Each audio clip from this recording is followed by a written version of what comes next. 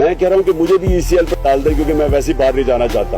میں نے یہ کہیں سنا ہے کہ جی اس طرح کے تو اور بھی مراسلے آتے رہتے ہیں. جو بھی یہ کہہ رہا ہے اس سے زیادہ جھوٹا اور بے شرم آدمی نہیں ہے. کبھی اس طرح کی زبان استعمال نہیں کی جاتی ڈپلومیٹک ٹرمز میں.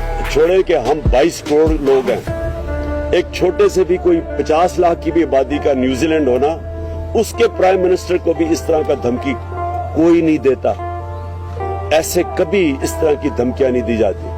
اور جب دھمکیاں دی جاتی ہیں تو میں نے آپ کو گنا دیا کہ ایک دفعہ ذوالفقار علی بھٹو کو دھمکی ملی تھی, ایک دفعہ مشرف کو دھمکی ملی تھی جب چاروں شانے چت ہو کے اس کی جنگ میں لے گئے تھے.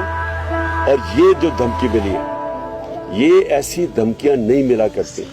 اور یہ میں سمجھتا ہوں کہ ہمارے ملک کے لیے سب سے شرمناک چیز ہے کہ وہ قوم جو